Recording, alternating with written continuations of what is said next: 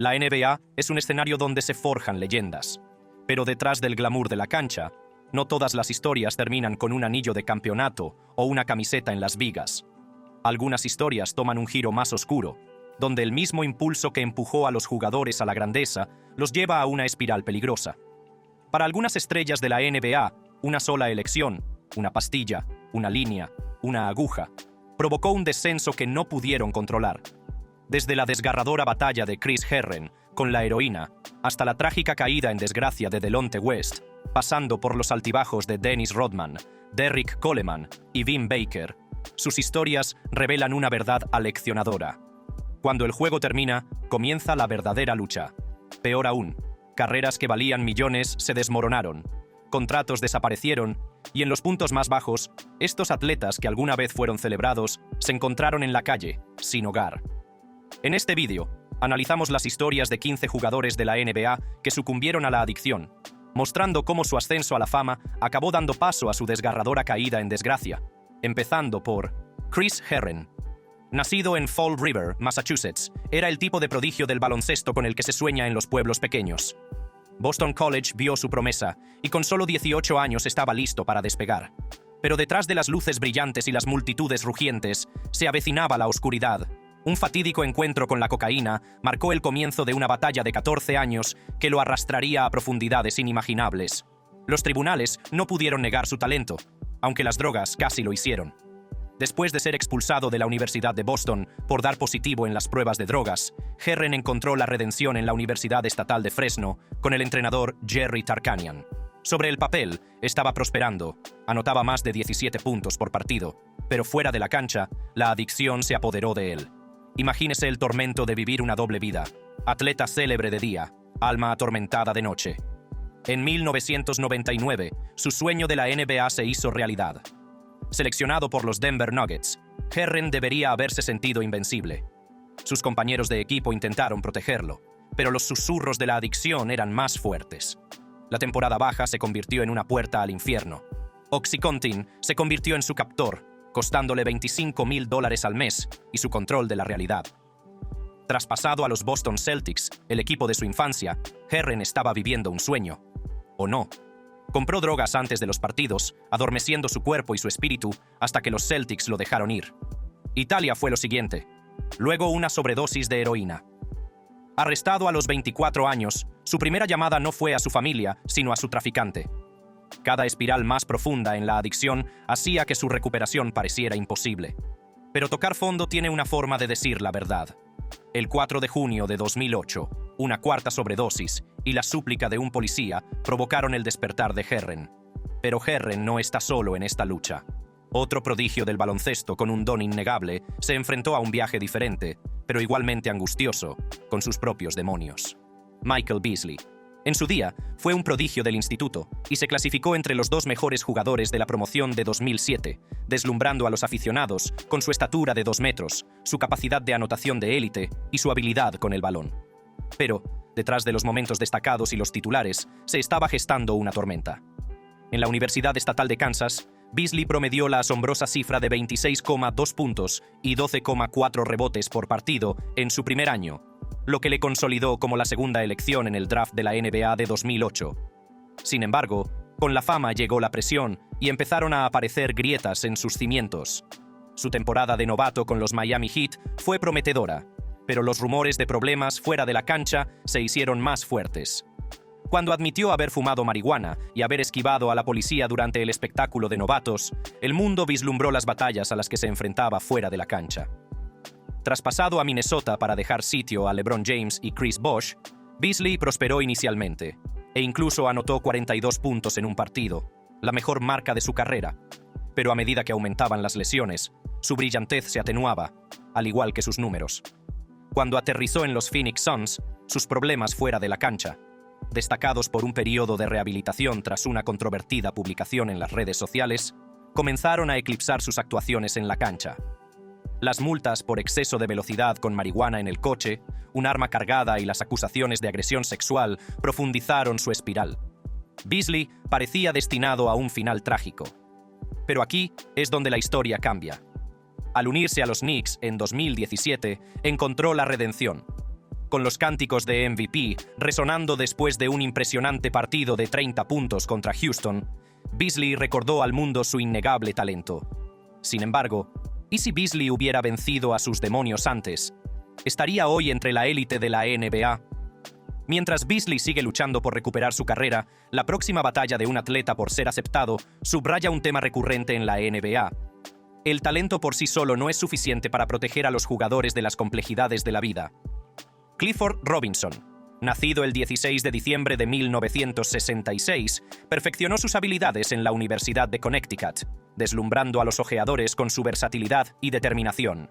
En 1989 fue reclutado por los Portland Trail Blazers, comenzando una carrera de 18 años definida por la tenacidad, la brillantez y una sombra siempre presente. Con 2,8 metros de altura, Robinson no solo era alto, sino que destacaba por su habilidad. El premio al sexto hombre del año, en 1993, consolidó su papel como un jugador que cambia las reglas del juego, capaz de anotar, defender y liderar con elegancia. Los aficionados lo adoraban y su camiseta simbolizaba el orgullo de los Trail Blazers. Pero a pesar de todos sus éxitos en la cancha, Robinson luchaba en silencio contra un demonio que pocos conocían: una creciente dependencia de la marihuana para sobrellevar el implacable desgaste físico y mental del juego. Para Robinson, la marihuana no era un capricho, sino una cuestión de supervivencia. Le ayudaba a controlar el dolor, incluso cuando las estrictas políticas antidrogas de la NBA no dejaban lugar a matices. Como resultado, el enfoque de tolerancia cero de la liga le llevó a sufrir múltiples suspensiones, sobre todo en 1997 con los Phoenix Suns. Lo que podría haber sido una temporada más se convirtió en un punto de inflexión que acaparó los titulares, revelando las grietas en la por lo demás estelar carrera de Robinson. Pero, ¿fue Robinson simplemente una víctima de su época? Defendió los méritos medicinales de la marihuana, desafiando la rígida postura de la liga y provocando debates que siguen siendo relevantes hoy en día. Su defensa puso de relieve sus dificultades y los retos más amplios a los que se enfrentan los atletas, batallas ocultas por el brillo de los deportes profesionales. Mientras que las dificultades de Robinson con la adicción pusieron de relieve los retos a los que se enfrentan los atletas en un entorno exigente y de alta presión, la siguiente historia de un atleta demostraría aún más la dura realidad de los problemas de salud mental y el precio que pueden tener en la carrera de un atleta. Delonte West. Desde una infancia problemática en Washington, D.C., hasta una destacada carrera universitaria en la Universidad de St. Joseph, el futuro de West parecía brillante cuando fue reclutado por los Boston Celtics en 2004. Su rápido éxito como jugador decidido y ágil le valió el respeto de toda la liga. Pero la vida de West se estaba deteriorando detrás de las brillantes luces y los vítores del estadio. Tras ser diagnosticado con trastorno bipolar durante sus años en la NBA, West se enfrentó a batallas mucho más complejas que las de la cancha. Imagínese la presión: rendir al más alto nivel mientras se lucha con la salud mental. Para muchos atletas, esto ya sería bastante difícil, pero West recurrió a las drogas y al alcohol para sobrellevarlo, lo que agravó sus problemas. A medida que su adicción crecía, su carrera, que en su día fue prometedora, comenzó a desmoronarse. Con un comportamiento errático y conflictos con sus compañeros de equipo, los equipos se mostraron reacios a confiar en él, y la carrera de West en la NBA terminó de forma dramática. Pero lo peor estaba por llegar. Sin la estructura del baloncesto profesional, la vida de West se sumió aún más en el caos. Su adicción se intensificó y le siguieron problemas legales. Detenciones por alteración del orden público, embriaguez en público y desgarradoras fotos de él viviendo en la calle conmocionaron a los aficionados que una vez lo animaron. ¿Era este el mismo Delonte West que recordaban? La trayectoria de West sirve como un aleccionador recordatorio de que las presiones de los deportes profesionales pueden quebrar incluso a los jugadores con más talento. Una realidad que se repite en la historia de otro destacado de la NBA, cuyas luchas contra la adicción reflejaron su meteórico ascenso a la fama: Derrick Coleman. Su trayectoria en la NBA es una apasionante saga de brillantez y desamor, la de un prodigio cuyo talento natural se vio eclipsado por su batalla contra la drogadicción. El que fuera una fuerza dominante en la cancha, el antiguo número 1 del draft, parecía destinado a la grandeza. Pero, como dice el refrán, cuanto más alto se sube, más fuerte es la caída. Drafted by the New Jersey Nets in 1990, Coleman took the league by storm, earning the NBA Rookie of the Year award in 1991. His early career was a masterclass in power and finesse, making him a cornerstone of the Nets' future, or so they thought. Sin embargo, entre bastidores, la presión de actuar como salvador de la franquicia empezó a pesarle mucho. ¿Cómo se maneja la fama cuando se siente más como una carga? Para Coleman, la respuesta fue las drogas y el alcohol. Las señales de problemas surgieron rápidamente. El comportamiento errático, las faltas a los entrenamientos y la tensión en el equipo se hicieron imposibles de ignorar. Su presencia, antes dominante, en la cancha comenzó a flaquear. A medida que los rumores de adicción se hicieron más fuertes, la trayectoria de Coleman se desvió. Un traspaso a los Philadelphia 76ers en 1995 ofreció un rayo de esperanza, una oportunidad para reiniciar, pero la adicción no juega con las reglas de los nuevos comienzos. La actuación de Coleman en Filadelfia mostró momentos de su antigua brillantez, pero sus demonios mantuvieron un dominio absoluto sobre su constancia. En un momento revolucionario, admitió haber consumido sustancias para escapar de la inmensa presión de su carrera, pero no fue la única estrella cuya vida se fue al garete bajo el peso de la fama. Jason Williams. Nacido en 1968 en Ritter, Carolina del Sur, Williams creció en un entorno difícil. Sin embargo, el baloncesto se convirtió en su refugio, un lugar donde su enorme talento brilló con fuerza. En el draft de la NBA de 1990, Williams era un novato prometedor, que aterrizó primero en los Phoenix Suns y más tarde en los Philadelphia 76ers, pero deslumbró de verdad con los New Jersey Nets, ganándose la fama por sus habilidades en el rebote y su carisma contagioso. Pero la fama puede ser un arma de doble filo. Mientras los aficionados veían a un líder carismático, Williams luchaba con demonios ocultos a los ojos del público. La presión por mantener su estatus en la NBA y el seductor encanto de un estilo de vida de celebridad comenzaron a minarlo. El alcohol, inicialmente un mecanismo de defensa, pronto se convirtió en una cadena que lo arrastraba hacia abajo.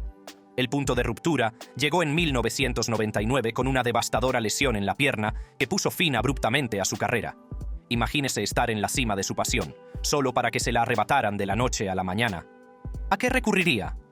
Para Williams, el vacío dejado por el baloncesto se llenó con el alcohol y el abuso de sustancias. Luego vino el capítulo más oscuro. En 2002, en una fiesta en su mansión de Nueva Jersey, Williams estuvo involucrado en el tiroteo accidental de su conductor de limusina, Kostas Christofi. La tragedia conmocionó a los fanáticos y resultó en que Williams fuera condenado por asalto agravado. Su caída en desgracia, de estrella adorada a recluso, fue impactante y aleccionadora. Sin embargo, en medio del caos, hay un rayo de esperanza. Desde entonces, Williams ha hablado de sus batallas, utilizando su historia para poner de relieve los peligros de la adicción.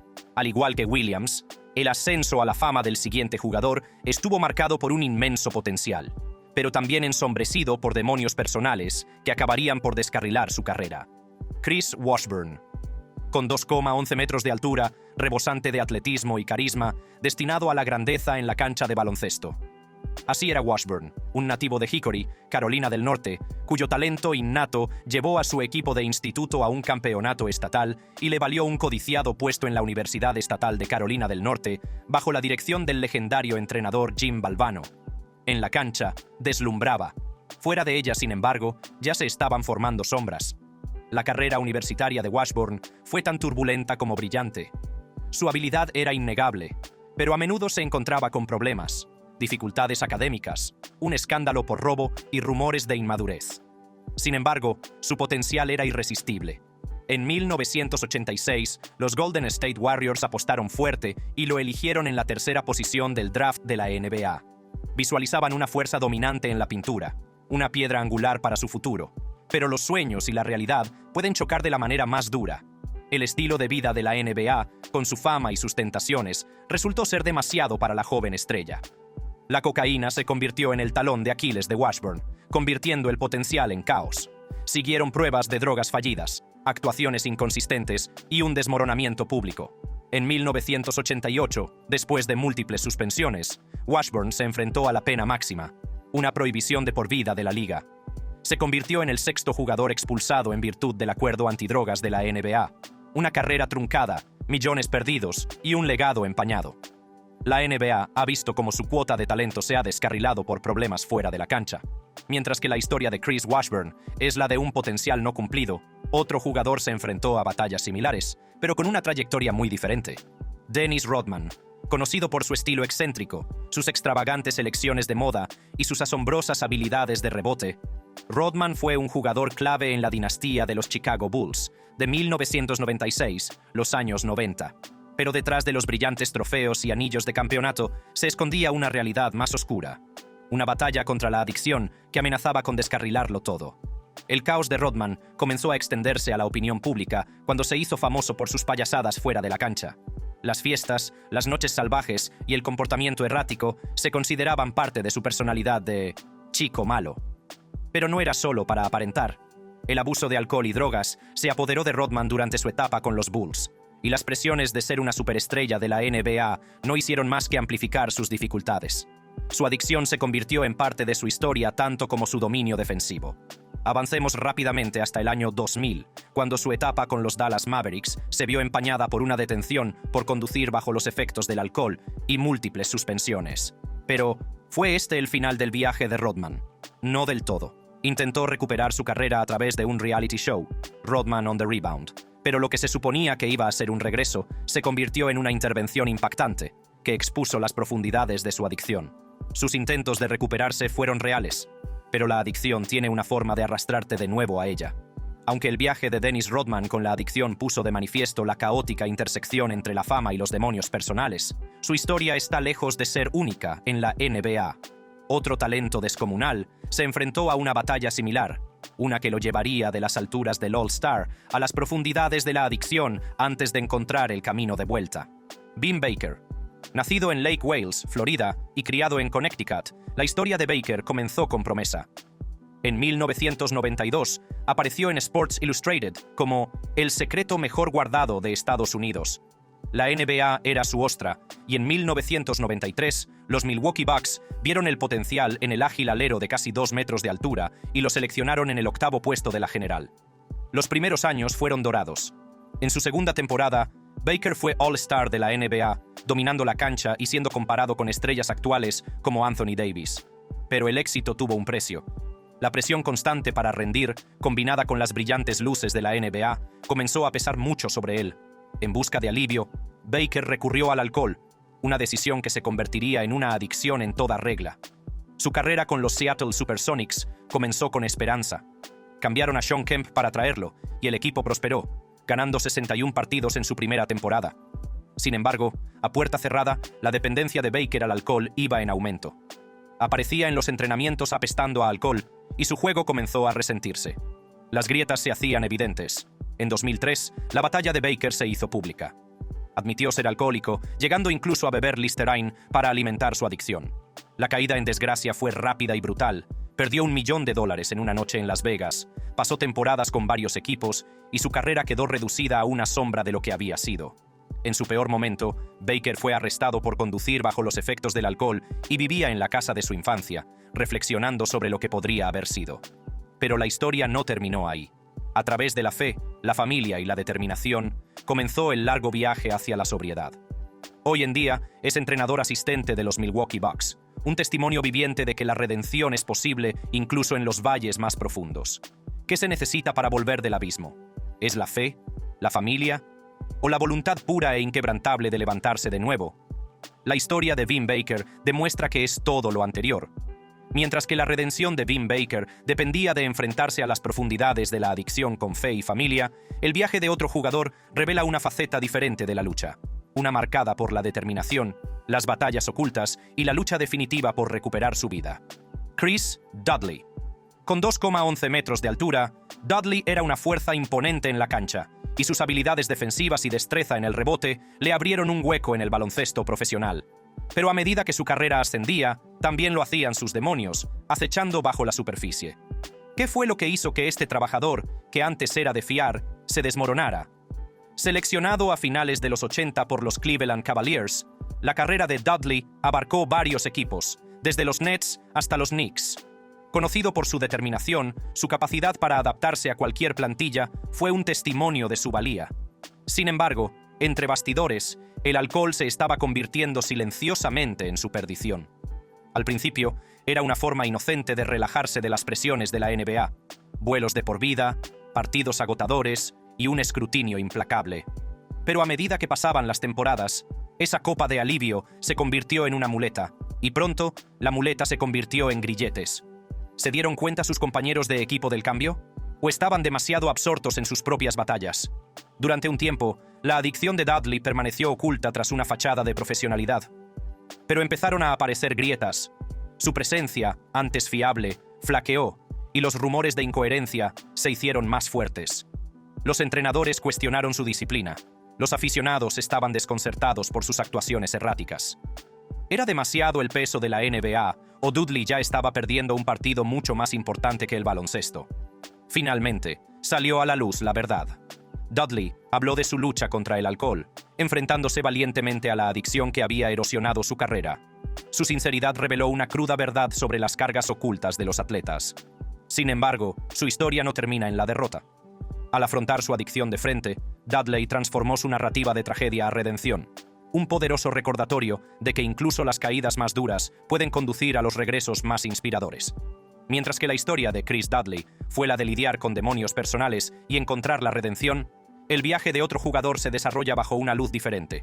Una historia de inmenso potencial, ensombrecida por el escándalo y las decisiones que lo pusieron en conflicto con las estrictas regulaciones de la liga. Rashard Lewis. Lo tenía todo. Un tiro de 3 puntos certero, una prometedora carrera en la NBA y fans que creían que podía redefinir el juego. Pero bajo la gloria de los estadios llenos y los aplausos estruendosos, acechaba una sombra. Una batalla contra el abuso de sustancias que acabaría descarrilando su carrera. Imagínese esto. Es la temporada 2000 y Lewis se une a Los Angeles Lakers, un equipo repleto de leyendas como Shaquille O'Neal y Kobe Bryant. Las expectativas eran altísimas. ¿Podría Lewis convertirse en la tercera estrella de esta galaxia de talento? Pero mientras su tiro deslumbraba en la cancha, sus escapadas fuera de ella comenzaron a atraer titulares no deseados. Entonces llegó la bomba. En enero de 2001, el New York Post alegó que Lewis había violado el programa de rehabilitación de la NBA, negándose a someterse a las pruebas de drogas obligatorias. Para un jugador con una condena previa por posesión de marihuana, esto no solo era malo, sino que ponía en peligro su carrera. El comisionado David Stern actuó con rapidez y envió a Lewis una demanda formal para que cumpliera la estricta política antidrogas de la liga. La estrella fugaz más brillante de la NBA se encontró de repente en rumbo de colisión con sus reglas más duras. Lewis, siempre desafiante, desestimó las acusaciones por considerarlas anticuadas. ¿Pero lo eran? Y si es así, ¿por qué su equipo y la liga se las tomaron tan en serio? El frenesí mediático se intensificó, proyectando una larga sombra sobre su etapa en los Lakers. Incluso sus críticas abiertas a sus compañeros de equipo Shaq y Kobe por no compartir el balón lo suficiente empezaron a sonar como ruido de fondo en medio del escándalo. El entrenador Phil Jackson, el maestro zen de manejar egos, trató de proteger a Lewis, instándolo a concentrarse. Pero, ¿podía alguien concentrarse realmente bajo tanta presión? Las consecuencias dejaron a los aficionados preguntándose, ¿había Lewis cambiado su legado por subidones fugaces? Mientras la carrera de Rashard Lewis pendía de un hilo, su historia se asemejaba a la de otro jugador prometedor, cuyo talento se vio ensombrecido por una implacable batalla contra la drogadicción. Al igual que Lewis, el éxito inicial de este jugador se vio empañado por demonios fuera de la cancha que acabarían definiendo su legado. Roy Tarpley. Nacido el 28 de noviembre de 1964 en la ciudad de Nueva York, Roy parecía destinado a la grandeza. Con su imponente estatura de 2 metros, su presencia en la cancha de baloncesto era innegable. Desde muy joven, mostró el tipo de talento con el que sueñan los ojeadores. Y en 1986 fue seleccionado en el 7º puesto de la lista general por los Dallas Mavericks. Pero lo que podría haber sido el comienzo de una carrera ilustre se convirtió rápidamente en una historia con moraleja. En su temporada de novato, Tarpley no solo causó impacto, sino que dejó huella. Nombrado en el primer equipo de novatos de la NBA, dominó la cancha con sus habilidades de anotación, rebote y bloqueo de tiros. Los aficionados estaban entusiasmados, los analistas, optimistas. ¿Quién podría haber predicho que una carrera ya llena de promesas se descarrilaría tan rápidamente? Sin embargo, entre bastidores, Tarpley estaba librando una batalla perdida contra la drogadicción.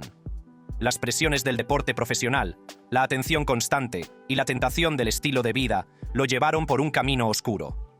En 1989, su primera suspensión por violar la política antidrogas de la NBA debería haber sido una llamada de atención. ¿Pero fue suficiente? Ni de lejos. A pesar de su innegable talento, la adicción de Tarpley no hizo más que agravarse. En 1991 fue suspendido indefinidamente tras múltiples pruebas de drogas fallidas. La estricta política antidrogas de la NBA fue implacable, y la estrella que en su día fue prometedora se convirtió en otra historia con moraleja de potencial perdido por la adicción. Los intentos de redención de Tarpley lo llevaron al extranjero, pero por mucho que lo intentara, nunca pudo recuperar la forma que lo convirtió en una estrella. Aunque el ascenso de Tarpley a la fama se vio trágicamente interrumpido por su lucha contra la adicción, no fue ni mucho menos el único jugador cuya prometedora carrera se vio empañada por el lado oscuro de la fama y la fortuna en la NBA. Michael Ray Richardson. La vida de Ray es una sinfonía agridulce de talento, triunfo y tragedia. Nacido el 11 de abril de 1955 en Lubbock, Texas, Richardson estaba destinado a la grandeza en la cancha de baloncesto. Su viaje comenzó en la Universidad de Montana, donde sus notables habilidades le valieron la atención nacional.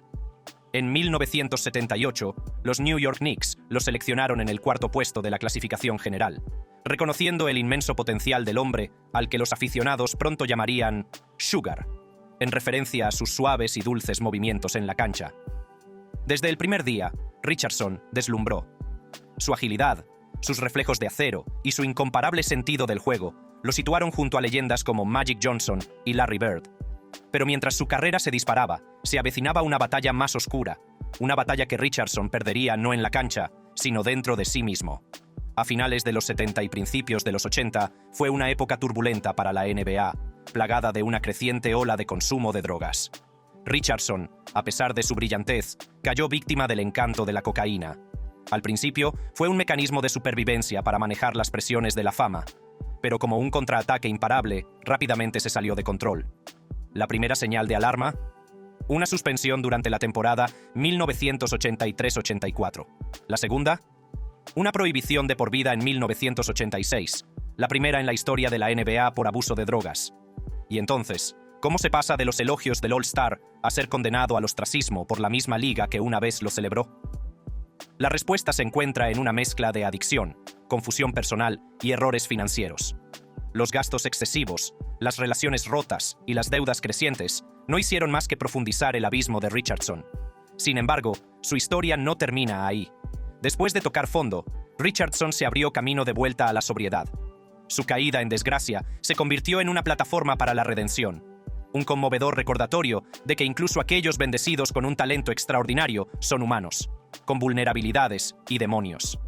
Mientras que la carrera de Richardson se vio trágicamente truncada por su batalla contra la adicción, otro electrizante base de la NBA alcanzaría el estrellato a finales de los 90, solo para encontrar su propio camino hacia la grandeza, empañado por luchas similares fuera de la cancha. Jason Williams, chocolate blanco. No hay duda de que Williams deslumbró a los aficionados de la NBA a finales de los 90 con su estilo llamativo, combinando pases sin mirar y regates a la espalda que lo convirtieron en una sensación instantánea. Drafted by the Sacramento Kings in 1998, Williams quickly became the heartbeat of a team that turned heads.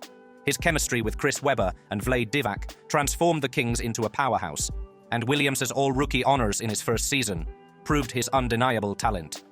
But what happens when the pressure to perform on the court meets the turmoil of personal demons off it?